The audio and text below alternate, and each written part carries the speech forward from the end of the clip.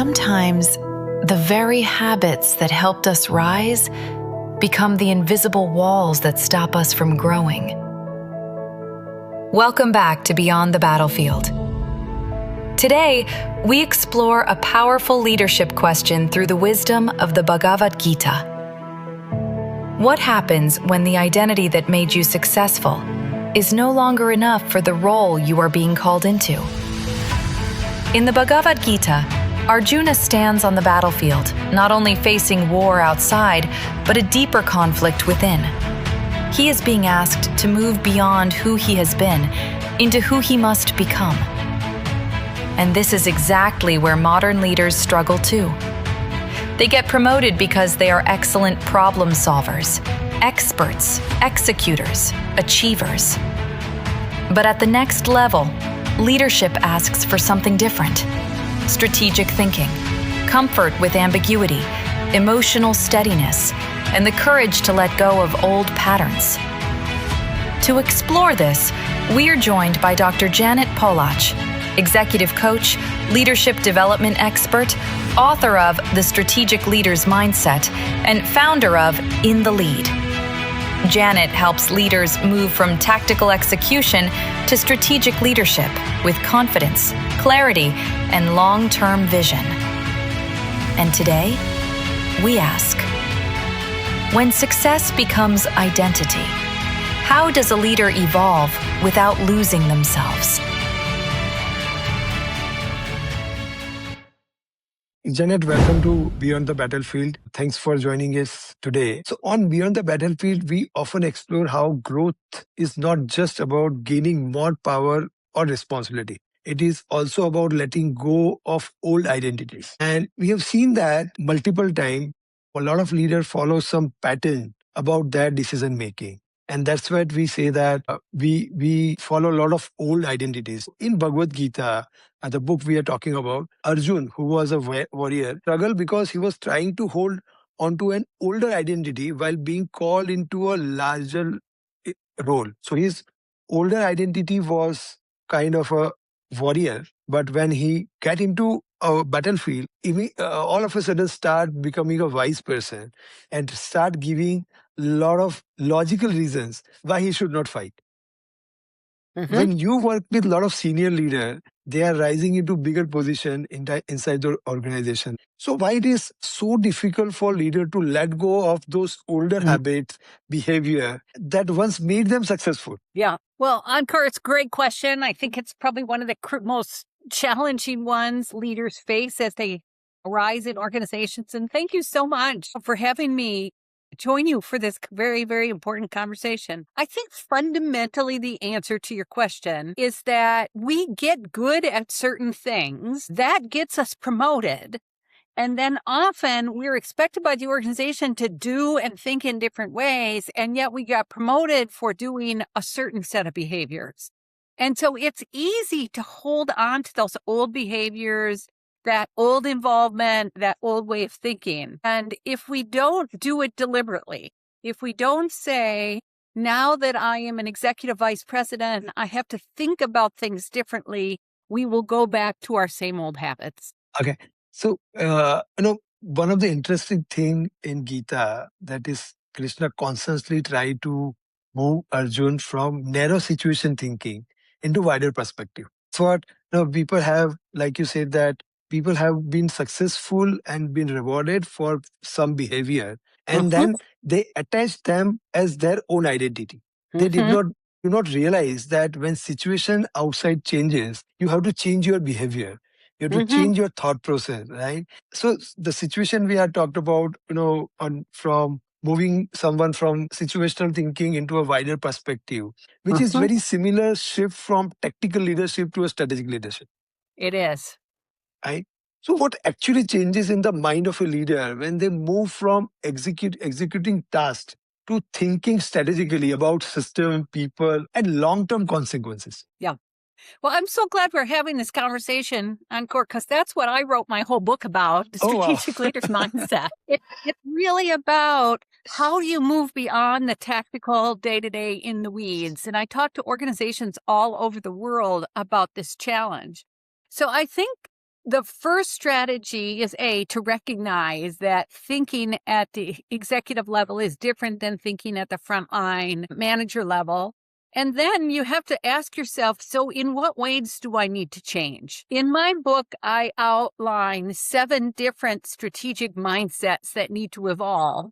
Now, for any given leader, you don't have to evolve all of those and you don't have to evolve them all at once. But which ones will the ones that will get you furthest faster? So usually it's around thinking strategically and gaining comfort with ambiguity so that you can make courageous decisions. So things like spending time actually thinking about the longer term, what happens next year and the following year. It's working with the information that you have, not the information that you wish you had, and then leaning in to decisions, even if you don't have all the information and know where things are going to come out. So all of those sound very uncertain. And so again, it's very easy for us to go back to our old habits, which is give me more data, line up the facts. How many times has this been successful? And you know this, Ankur, in manufacturing. It's all about detail and precision and repeatability. And yet, while those things keep the lights on in the business, those are not the kind of behaviors that is going to keep our organization successful in the long term. So I have similar example I had gone through. One of the leader who has been successful, and you talked about manufacturing, that sparked an idea in my mind that in one of the manufacturing plant, I had seen one customer has followed a quality process very minutely. He has been successfully driving those quality procedure of the product. Even he was very good into building the manufacturing production line, and the production was so fine. He even created a user manual for the production line. And everyone used to follow that because it was so hard learn of quality production, namely everything. Now, one situation, actually that production line got shut down and they could not revive based on the market requirement because all of a sudden market situation changed. And that leader could not recognize that the market situation is not helping him to follow the older user manual what he created. Yeah. The same thing you have talked about, that people have gone through some success, some procedure in their mind, and they are not coming out of those behavior. In many time in our podcast, we discussed that how human behavior, your olden pattern in your mind, create those decisions. Those decisions are not even we don't know that some ego in my mind has certainly created something into me, and I have come out of those decisions. And what Bhagavad Gita does is it just gives you an awareness that this is what you are doing. So every time you take a decision, just be aware that this is your nature. Now you, once you are aware, slowly you will come out of it. So one thing you had also talked about ambiguity. We call it complexity, and when it's complexity and ambiguity, leadership is really challenged. So Bhagavad Gita is about 18 chapters. So from chapter 1 to 6 in Bhagavad Gita, Arjuna repeatedly struggles with multiple complexity, contradiction, and uncertainty. And like I give an example of that production line, today's leader also operate into that environment. Constantly, everything is shifting. AI, get pressure, organization politics, global team, match report, team. Why do complexity and ambiguity mentally exhaust leaders so much? Even they are highly capable. Yeah. Even when they're highly capable, because I think complexity these days requires not just your own technical expertise.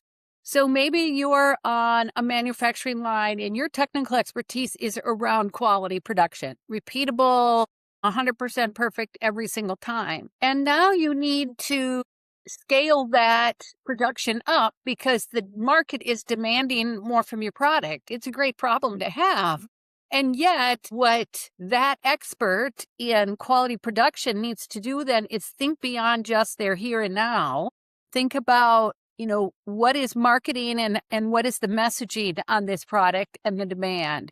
What are customer expectations in terms of deliverability and how soon they're going to get this new wonderful product? Are there any follow-on sales or service opportunities when you're selling this new product? And so it becomes complex because it's no longer about producing just a high quality product.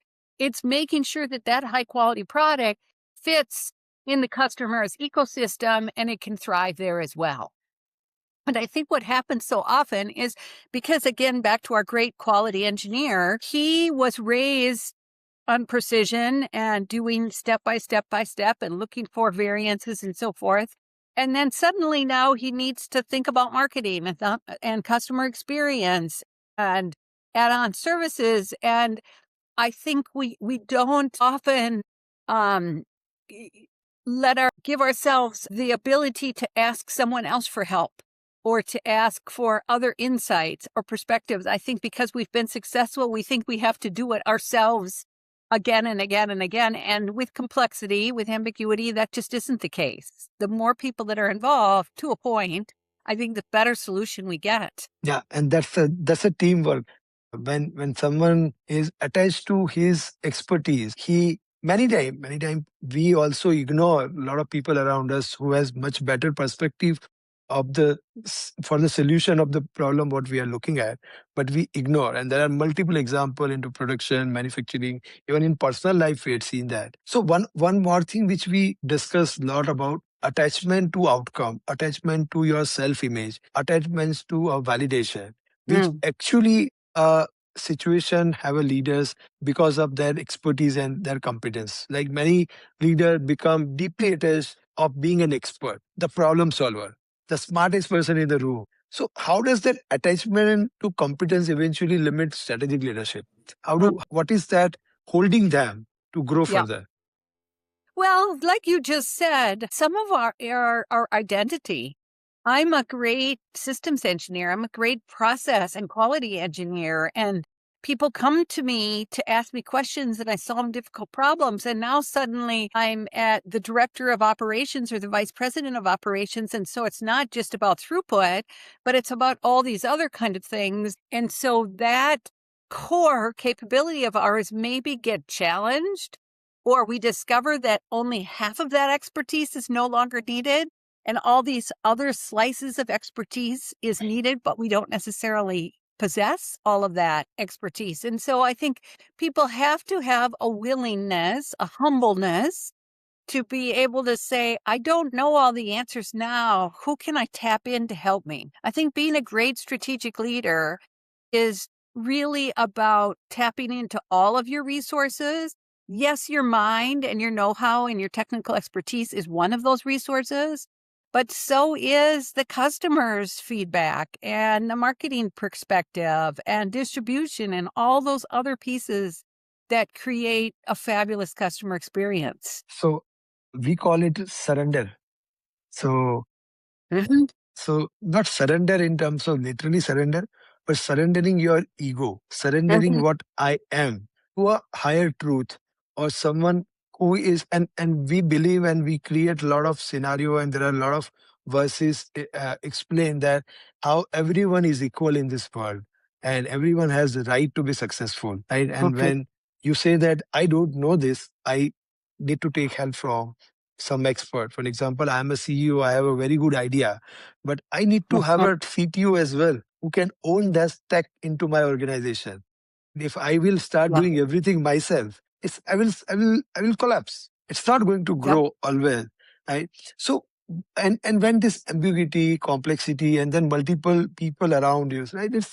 It looks simple, what the way you simply explain, but actually practically someone has to execute this. It become very difficult. One thing which we discussed multiple time, and you must have seen that mental steadiness of mind Hmm. before we take any effective decision or action.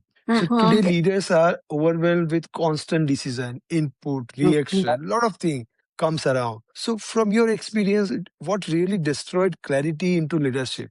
So it is about workload because we have been overloaded with a lot of things around me, or it is something happening deeper inside the mind which destroyed that clarity.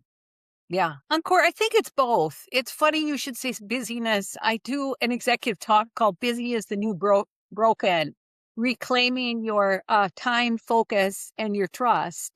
And it's getting out of that busyness trap, like the hamster on the wheel that is always, I get rewarded personally. My heart is rewarded when I am busy and needed and ask lots of questions. And yet, when you are that busy, you can't rise above and say, now, what do I need to be doing differently? How do I need to think differently? How do I need to get into a different environment so I will be exposed to different ways of thinking so that I can help the organization solve challenges now at this level rather than at this level that I was so good at?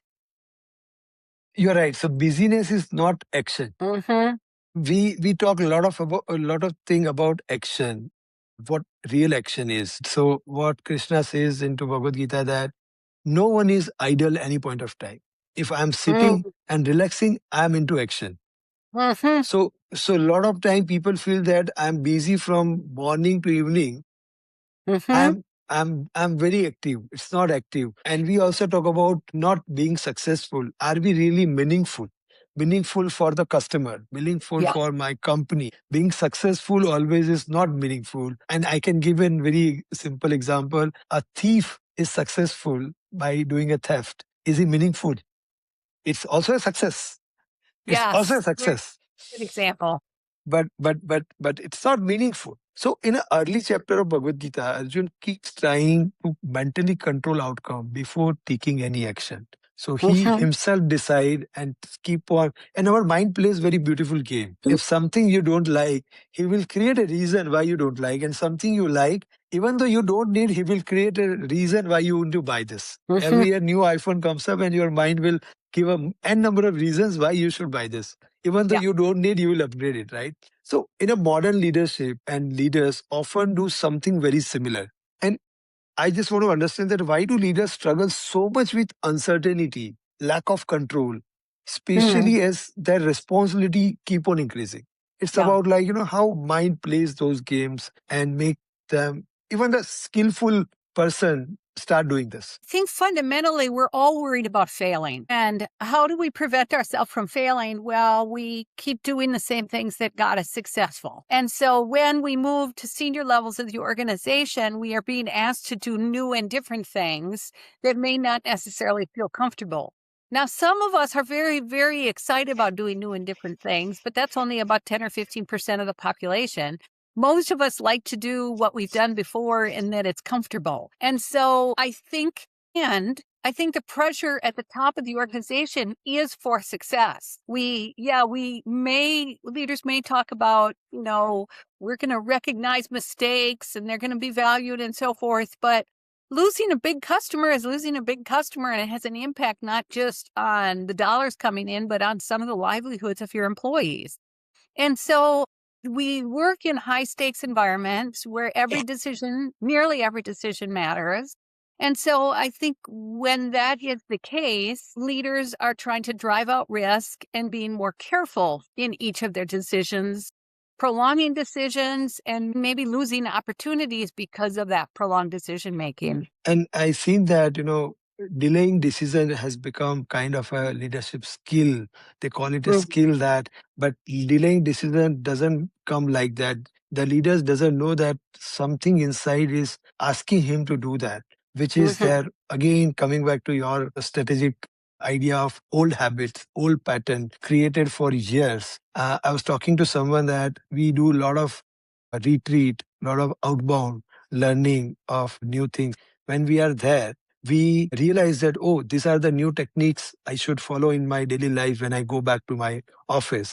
We start doing that, but 99% of people don't able to keep that on a continuous basis, because when a critical situation arises, the old patterns start coming in. Keep the new learning aside, start behaving in an old pattern, right? So that is where your mind plays a game. And in Bhagavad Gita, there are one dedicated chapter on meditation, and that is the first time ever in the world has talked about meditation.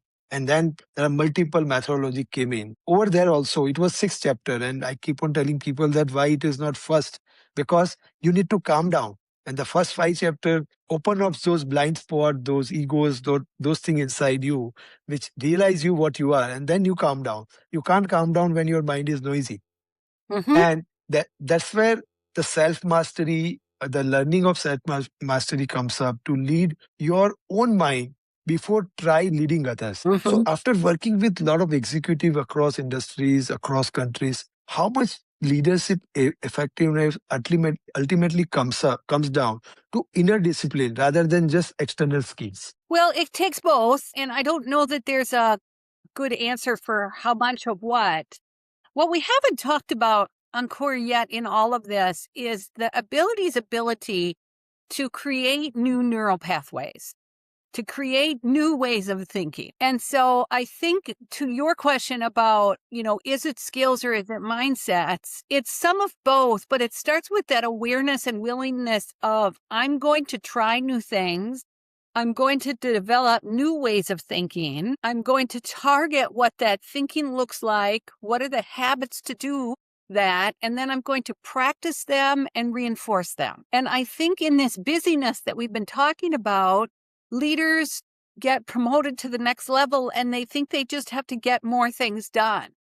Whereas what you're talking to your listeners about is pausing, reflecting, being mindful, and then sorting out really what are the next steps.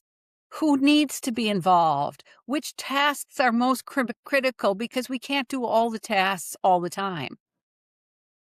So we are, and you rightly said that we talk a lot about self-awareness and then self-realization. And self-awareness is something which helps you to be less reactive and be more responsive to the situation.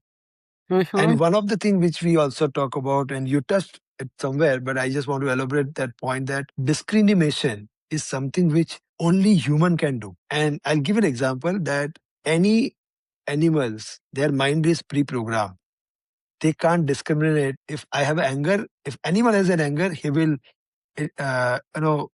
express the anger. He has a desire, he will express the desire, but he doesn't have awareness that whether that anger is really needed or not. While as a human, we have that discrimination power that I can, if I'm getting angry or I'm having desire, I can think about, do I really need to eat that sweet? I'm a diabetic. Animal doesn't have that discrimination. And that's what emotional reactivity comes up. When we stop pausing, we do not have any self-awareness into that. But in organizations today, coming back to the corporate leadership, leaders are into non-stop pressure. Like we just talked about that. They have performance expectation and it is required. You have to grow the organization and that's why you are into those positions. But they also have an attachment to visibility, validation. They have to manage multiple stakeholders. So how does this emotional reactivity quietly distort strategic thinking inside a leader? I think it comes from our practices. I think it comes from how do you start your day? Do you start it in a calm nature, or as soon as you roll out of bed, you look at your phone and see the 152 things that you have to do today? Are your days filled up with back-to-back meetings, and then every single meeting, and I'm sure this is the case in your organization, runs over so you're late to the next one? And so it's this constant state of frenzy, I think, that we're finding ourselves in, and starting to develop the habit of pausing to get yourself reset. Okay. But one thing which I've seen when we are too much busy moving from one meeting to another meeting, one thing which really looks like many leaders, and personally I had gone through that journey, that privately we described something called loneliness. Many times we feel isolated from the responsibility despite of being surrounded by people. So why does leadership become psychologically isolating as leader rise higher? So when we go higher and higher, one of the example is that when you are into a level of, let's say, sales engineer or sales manager, you have a lot of friends, a lot of people you can openly talk about, but definitely everyone has to go. And when you move to one level higher, you start losing those people because I have responsibility, I have to perform. And that loneliness inside is also one of the reasons I had seen. Do you have any perspective around that? How it is psychologically isolating leaders? Yes. Sadly, it is true. Ankur, that, leaders that are at the top of the organization, it is lonely because we all, essentially we're all competing with each other, regardless of the level that we're in. And so as we get into, say, the C-suite, those people we're all competing for the next title or the next set of compensation and so forth. So we're uncomfortable sharing. And so what do you do? Well, maybe you have your significant other at home that you can share information with. I think having a coach is a great option for that loneliness because you talk at a deeper level. I love, Ankur, how you talked about, we go from meeting to meeting to meeting and we're surrounded by people every day and yet we're lonely because we're talking about tasks. We go to these meetings and we talk about maybe, a part of the system that isn't working properly or how we're going to scale. And so it's all focused on the here and now. Whereas what I think we're missing is the relationship. How was your weekend? How are your kids doing? What new skills and habits are you developing? What do you enjoy doing during your free time? And then connecting with other people on those kinds of level. We get so busy in these day-to-day schedules that we forget to connect on a personal level. And so, yes, surrounded by people and yet still an amazing amount of loneliness. And you gave a very right example that just a small courtesy of talking about family, a small discussion about personal things, what you are doing. Maybe the other person may not be open, but we can share something what we can share about our personal thing. And I can tell you that whenever I have done that, a lot of my team members were so happy to know something about me. And in Bhagavad Gita, when chapter 2 begins, Krishna starts shifting Arjun from compulsive action into deeper observation and understanding. So many times you talked about task. A compulsive action. You have to move from meeting to meeting, execute, and then we forget that what was my real aim, real goal for being into this role. And we get into our daily routine, and a lot of the things which is impulsive comes up, ad hoc comes up, which we are not looking at. And a strategic leadership also seems to require a shift from constantly doing to seeing pattern more clearly, getting awareness about, right? So one thing which I am always curious to understand, and please help us to understand that why slowing down and observing often looks like very hard for leader than taking action. It's very simply you explain, talk about family, but slowing down looks like very hard. Why this is happening? Well, because we don't think, we have this mindset that if we slow down and are not doing, we are not productive. And yet, as you talk about so well, is that when our mind is way too busy with thinking about things and picking up kids from soccer tournaments and what are we going to make for dinner and all those kind of things, our mind doesn't have a chance to reheal and refresh. And so this busyness doesn't bring us great solutions. It doesn't bring us great insights. It only brings us kind of what we've done before. And so I think our solution here that we're talking about is to find time to stop in the middle of your day. And it doesn't have to be an hour. It can be 10 minutes standing up and walking outside and not listening to a bunch of voicemails, but listening to nature's around us. Sitting at your desk and getting re-grounded in your whole nervous system, shrugging your shoulders and putting your feet onto the ground to help you get re-grounded in who you are rather than, oh my gosh, I'm going to have a tough conversation in the next half an hour. Yeah. And one of the practice which I have started doing a couple of years back, I was too much reactive. I can, honestly accept that I was too much reactive. And I don't know how that habit came in. Today also sometimes it comes up. And when you are into a very responsible situation, and every position is responsible, whether it is a machine operator or a CEO, everyone has equal responsibility for that role to do. I started practicing, creating an email because I'm reactive. My mind will say that you have to respond right away. You can't fool your mind, but you have to manage your mind. So I draft a mail and keep into draft. And after 10 minutes, I'll open up the mail, relook into it, and then send. Right? You said the 10-minute pause. I just started practicing one of the example of pause that just draft a mail, keep it into that because your mind will always say that you have to respond. You have to react on this.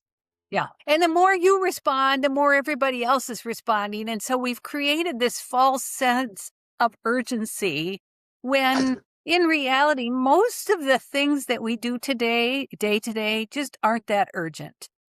Certainly safety is an urgent issue. If somebody is on the line and they're practicing something in not a safe way, that is urgent. But the rest of the things, responding to your boss, does the order have 15 in it or 22 in it? All those things are not right in the second urgent. And yet we've created this for ourselves and our organizations that I think is driving us all into not the best place of mental health. But one of the reasons I had also observed that why people do that, the corporate culture has been designed in a way that you had been rewarded for constant achievement, constant forward movement. And that's where people feel that if I don't respond, if I don't react, someone else will do and I may lose this opportunity. But into that, you are also putting yourself into a bigger trap, which is your trap of your mind. And in Bhagavad Gita, Krishna repeatedly warns against becoming psychologically trapped by those outcomes and achievement. Right? So how do higher performer prevent success from quietly becoming their entire identity? So for example, the question is around that I'm attached to my identity and my role, my title, and because of that, and because I've been promoted or I'm seeing the growth because of higher achiever and higher performer, I need to pause. I need to prevent that. I need to break that change. So how do higher performer people still continue performing? Because losing performance, renouncing the world is not the solution. If you are a good talent, you need to be there, but still quietly become away from that identity and look at the overall organization growth. How that can happen? Well, it happens in a number of ways, and it doesn't have to just happen in the pause moment. We've talked a lot about that and about resetting our nervous system and grounding ourselves. But there's other ways that we can do it as well. A lot of people I know keep a journal.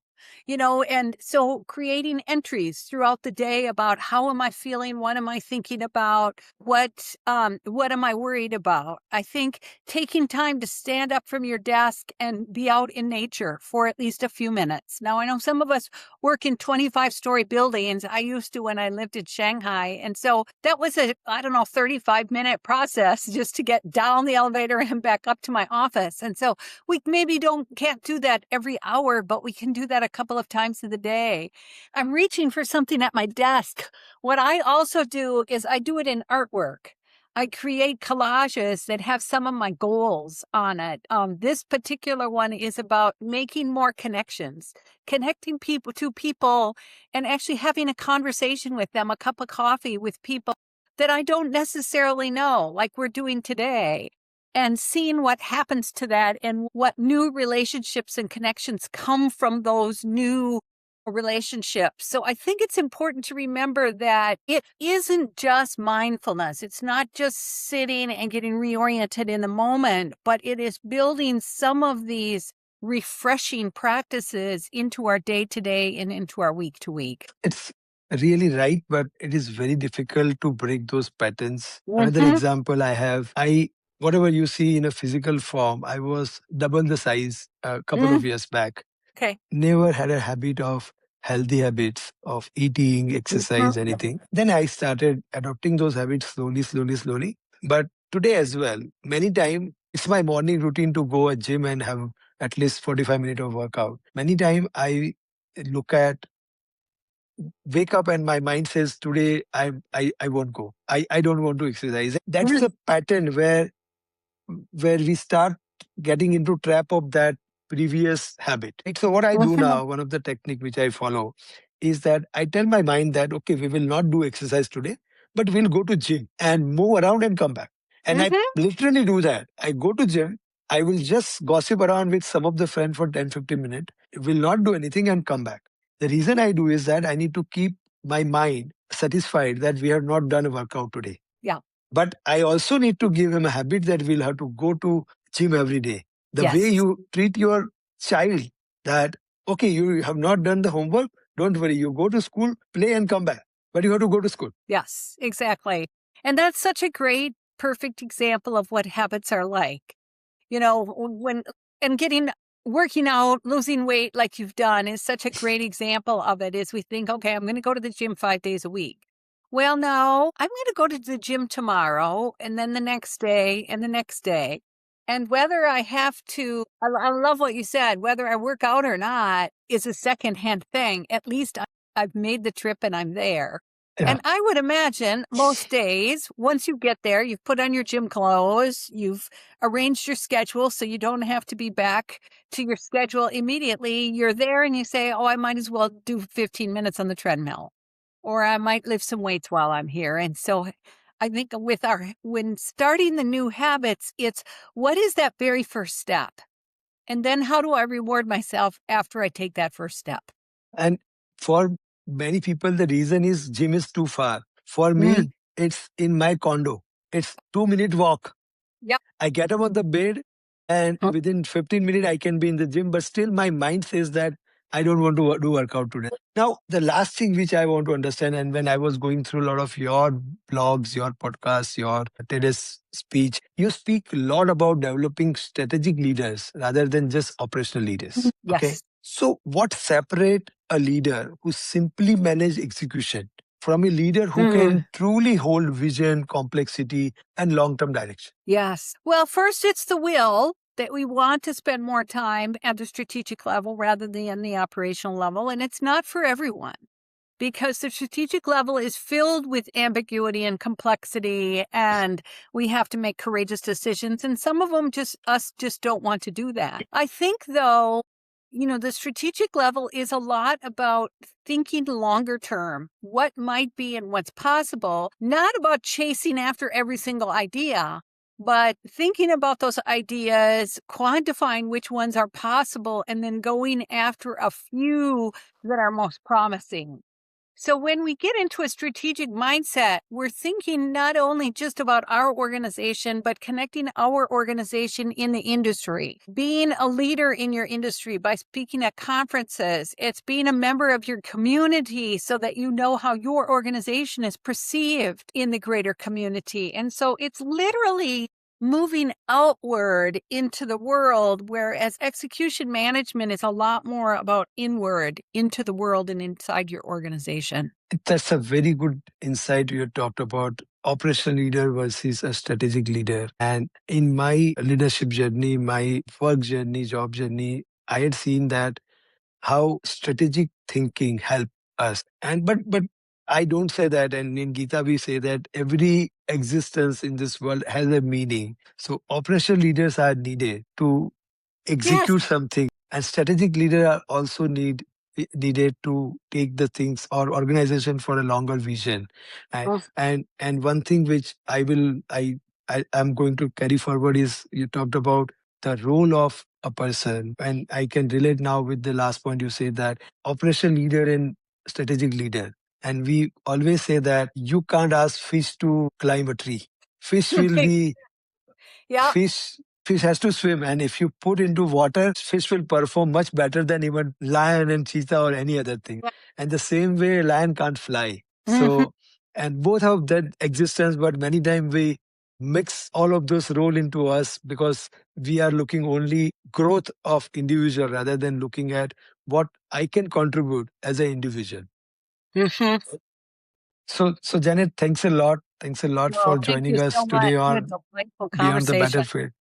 And I could take out a lot of things from your discussion and your insight, and a lot of new ideas are now ignited in my mind that as an individual, what even I should look at when I need to look about strategic leadership. Thanks a lot. Thank you very much for joining. Sure. And if people want to get a hold of me, they can reach me at my website, janetpolach.com, or they can reach out to me on LinkedIn, Janet Polach. I'm on LinkedIn, and I would be delighted to have this conversation about busyness and mindset and how do we really move into that strategic domain. Thanks a lot. Thank you very much. Thank you. Today's conversation reminded us of something deeply important.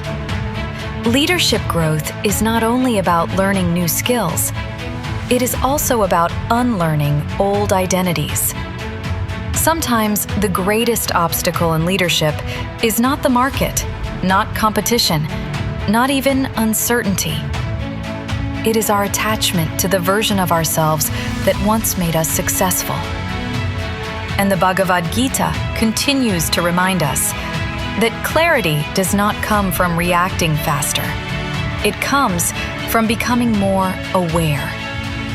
Aware of our patterns, aware of our fears, aware of our ego, and aware of the invisible habits quietly driving our decisions. Whether you are leading a company, a team, a family, or simply trying to lead yourself better, the real battlefield is always within. And perhaps true strategic leadership begins the moment we pause long enough to see ourselves clearly. If this episode resonated with you, share it with someone navigating leadership, pressure, or change. Like, subscribe, and follow Beyond the Battlefield for more conversations where timeless wisdom meets modern leadership. And we would love to hear your reflections. Write to us at beyondthebattlefield@outlook.in. And don't forget to check the GPT companion link in the description. Until next time, the battlefield was never outside. It was always inside.